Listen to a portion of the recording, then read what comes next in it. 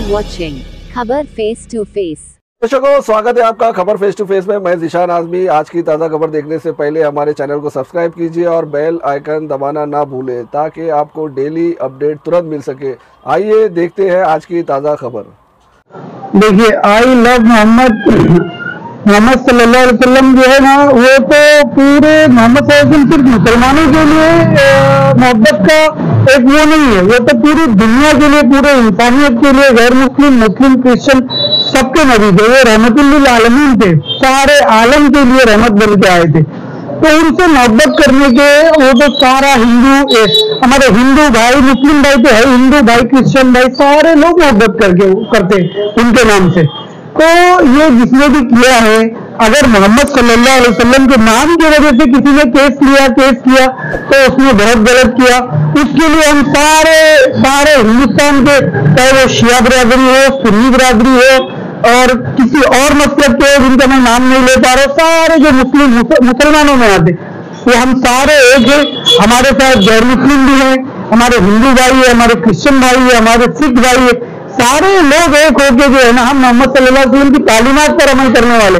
उन्होंने हमें तालीम दिया है कि किसी भी गैर इस्लामी, मतलब इस्लाम के अलावा जो दूसरे धर्म है, उनके धर्म को भी हमको बुरा नहीं बोलना। हमने तो नहीं बोला, या हमारे नबी सल्लल्लाहु अलैहि वसल्लम ने भी नहीं बोला ना, हमको उन्होंने तालीम दी। अब हमारी हदीसें, हमारी किताब उठा के देखो, किसी मौलाना 2 रुपए के मौलाना ऐसे थे फालतू, जिसको आजकल जो है ना बड़े बड़े न्यूज वाले लाके दिखा देते, वो भी मीडिया, वो न्यूज के उन मौलाना की बात नहीं करता हूँ। आप है ना हदीस और कुरान से देखो, हमारे धर्म में किसी भी गैर मुस्लिम धर्म को, जो गैर मुसलमान के अलावा जो धर्म है, हमने गलत बोला ही नहीं जाता।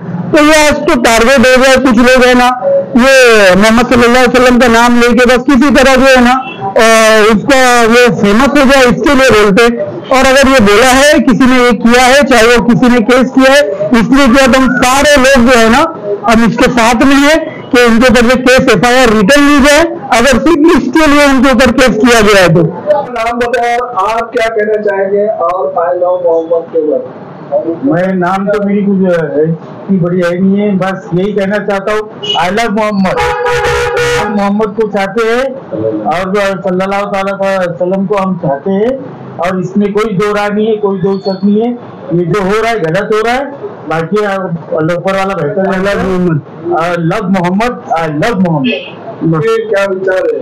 आई लव मोहम्मद पे हम फिदा है, मोहम्मद पे हम जान देंगे, मोहम्मद के लिए हम मरेंगे। आई लव मोहम्मद सल्लल्लाहु अलैहि वसल्लम हमारे आइडियल है, और हमारे नहीं पूरी उम्मत के आइडियल है। आज अपने चतुर्वेदी जो मौलाना है, मतलब वो है पंडित है, उन्होंने भी आई लव मोहम्मद बोला है, उनके आइडियल पे चलने वाले हैं। आई लव मोहम्मद मुस्लिम के लिए, तमाम आलमीन के लिए आई लव मोहम्मद के आइडियल पे अच्छे पंडित भी उनको मानते हैं। आप गूगल भी सर्च करें तो उसमें भी दिखेगा कि दुनिया का सब में अच्छा आदमी, सब में अच्छा इंसान, सब में नेक इंसान कहने तो गूगल भी बोलता है I love Muhammad. I love Muhammad सल्लल्लाहु अलैहि वसल्लम। ये जो केस हुआ है ईद मिलादुन नबी के टाइम पे हुआ था, और ये हुआ है बहुत गलत हुआ है, क्योंकि ला इलाहा इल्लल्लाह मुहम्मद रसूलुल्लाह, सारी दुनिया का मालिक अल्लाह है, और मोहम्मद मुस्तफ़ा सल्लल्लाहु अलैहि वसल्लम अल्लाह की तरफ से भेजे हुए रसूल हैं, हम उनके उम्मती हैं। हमारा हुजूर पाक सल्लल्लाहु अलैहि वसल्लम का पैगाम सारे हिंदू, मुसलमान, सिख सबके लिए, क्योंकि आलम, पूरे आलम के लिए रहमतुल्लिल आलमीन बन के दुनिया के अंदर भेजे गए। और ये जो भी हुआ है गलत हुआ है। आई लव पूरे देश में एक माहौल बना है, मुस्लिम समाज आक्रोश है। कल भी एहतजाज किया गया था, कल होने वाला भी एक एहतजाज है। तो क्या लगता है जो इस तरह की जो ये चल रहा है, क्या एक राजनीति बनाया जा रहा है, इसको राजनीतिक बनाया जा रहा है? नहीं, ये कोई राजनीतिक नहीं है। ये पूरे दुनिया के अंदर, हिंदुस्तानी नहीं पूरे दुनिया के अंदर व्हाट्सएप, फेसबुक पे आप देख लो, इसका एहतजाज हो रहा है। और ये हुआ है जो भी गलत हुआ है, मोहम्मद सल्लल्लाहु अलैहि वसल्लम हमारी जिंदगी है। जिस तरह सुनने में आएगा FIR हो रही, तो ये संविधान के अगेंस्ट में जाता है कि हर आदमी को अपना धर्म फॉलो करने की इजाजत दिया संविधान ने। तो FIR किस लिए हुई वो हमारे दर्शकों को? संविधान सबको इजाजत दिया इस देश के अंदर रहने का, कानून सबके लिए एक समान है, एक बराबर है। मगर ये जिस तरीके से एफआईआर हुआ है ये गलत हुआ है, ये नहीं होना चाहिए था। अब मालूम है यूपी सरकार के अंदर वहाँ की सरकार की मनमानी चल रही है, तो कितने दिन चलेगी तो देखा जाएगा, मगर ये गलत हुआ है, जो भी हुआ गलत हुआ। क्या लगता है एहतजाज कब तक चलेगा, क्योंकि अभी कल भी होने वाला है एहतजाज? जब तक चलेगा जब तक वो माफी नहीं मांगेगी और रिटर्न नहीं लेगी, वो सही तरीके से एफआईआर रिटर्न नहीं लेगी। 15-16 बच्चे लोग को जो अरेस्ट किए उनको छोड़ेंगे नहीं जब तक, और उनका एफआईआर रिटर्न नहीं होगा जब तक एहतजाज चलता रहेगा। इलेक्शन कराया जाए। और आप किस पार्टी से लड़ेंगे, क्योंकि आपके बारे में ये कहा जाता है 48 से लड़ेंगे, लेकिन 48 में तो ये लोगों में ये अफवाह चल रही है, या सच है, कितना सच है कितना झूठ है कि हैदर अली शेख यहाँ से लड़ेंगे, तो आप किस पार्टी से लड़ेंगे उसके बारे में थोड़ा बताइए। नहीं, मैं तो कांग्रेस पार्टी से ही लड़ूंगा और मैं प्लाट नंबर 48 वार्ड नंबर 48 से ही लड़ूंगा।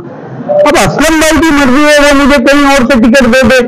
अगर इस सीट पे हैदर भाई के अलावा और कोई लड़ेगा तो मैं उसके सामने भी लड़ूंगा, चाहे वो कोई भी हो।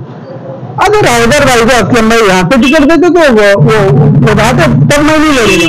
इसके अलावा तो मैं यही सीट से लड़ूंगा और मैं कहीं से नहीं लड़ूंगा, और इंशाल्लाह कांग्रेस पार्टी से लड़ूंगा और असलम भाई मुझे टिकट देंगे। कांग्रेस को कमजोर किया जा रहा है माननीय क्षेत्र में। अभी आप जैसे आपको पता है कि मांझी नगर सेविका ने शिंदे को ज्वाइन किया है, क्या लगता है कि और भी आगे चल के कुछ लोग कांग्रेस का साथ छोड़ेंगे, क्या कहना चाहिए आप इसको? नहीं, ऐसा है कि देखो, ये तो कोई भी पार्टी, हर आदमी, बहुत से लोग पार्टी बदलते हैं, पार्टी चेंज करते हैं, यहाँ से वहां जाते, वहां से यहाँ जाते, वो तो उनकी मर्जी की बात है, वो कहीं भी जाए।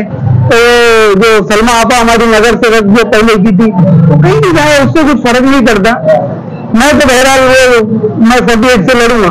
अच्छा, आपके साथ एक दो नाम और भी चल रहे हैं 48 से लड़ने के लिए, कांग्रेस के ही दावेदार के नाम से है, तो आप भी ये दावा कर रहे हैं 48 से लड़ेंगे, और हैदर शेख भी 48 से ही, ऐसा सुनने में आया। तो उस पे अगर कहीं और से लड़ाएंगे तो आप? अरे मैं तो बताया ना भाई कि सिर्फ है ना असलम भाई हैदर भाई को टिकट दिए अगर 48 से, तो मैं नहीं लड़ूंगा। बाकी चाहे वो कहाँ से भी कोई भी आए, मैं इस वार्ड से ही लड़ूंगा। अगर कांग्रेस पार्टी ने टिकट दिया तो ठीक है। बयान आया नीतीश राणे का, यहाँ के जो विधायक है असलम शेख, उनको डिप्टी सीएम बनाने का ऑफर किया गया था, लेकिन उनका क्या बयान है उसके बारे में आपने बताइए। वो एक चिंटू है, वो नारायण राणे, उनका लड़का नीतीश राणे, उनके डैडी तो ऐसे नहीं थे, वो बयान देता है कि मुस्लिम असलम शेख जी जो है ना वो डिप्टी सीएम नहीं हो सकते। उसका कहने का मतलब ये था, अरे असलम शेख क्यों नहीं हो सकते? अरे असलम शेख 4 बार के एमएलए है, और उनके वालिद है, वो कभी हारे नहीं बड़े इलेक्शन, वो डिप्टी सीएम नहीं बन सकते। उसका मतलब ये है नारायण राणे का, जो मुसलमान है तो सीएम नहीं बन सकते। क्यों? तुम हिंदू थे, तुम्हारे बाप हिंदू थे, तो हमने उनको सीएम नहीं एक्सेप्ट किया था। भाई मुसलमान भी तो बंबई में रहते हैं, हिंदुस्तान में रहते हैं ना, तो हमने नहीं एक्सेप्ट किया था। उद्धव ठाकरे जी को हमने एक्सेप्ट किया, तो जब मुसलमान गैर मुस्लिम को एक्सेप्ट कर सकते हैं तो गैर मुस्लिम असलम शेख को क्यों नहीं करेंगे? और करते हैं। ये तो नफरत की राजनीति, ये नीतीश राणे को जो है ना फिक्स कर दिया गया है बीजेपी की तरफ से, ये तुम सिर्फ हिंदू और मुसलमान में जो है ना दरार और जो है ना नफरत फैलाते रहो। तो ये नफरती जो है ना, नफरती बयान उसके आते रहे, तो उसकी बयान की कोई वैल्यू नहीं। असलम भाई डिप्टी सीएम नहीं, सीएम भी बनेंगे अगर कांग्रेस पार्टी ने बनाया तो, क्योंकि उनसे सीनियर लीडर है, उनके भी सीनियर लीडर। मगर अगर कांग्रेस पार्टी अगर राहुल जी और उनके साथ के सीनियर लोग बनाएंगे तो असलम भाई सीएम बनेंगे इंशाल्लाह। आपका मानना है कि जात पात ये सब देखना नहीं चाहिए, जो अपने लायक जो काबिलियत रखता है तो उसको उसका हक मिलना चाहिए। बिल्कुल, काबिल जो है, जो काबिल है वही तो बनेगा।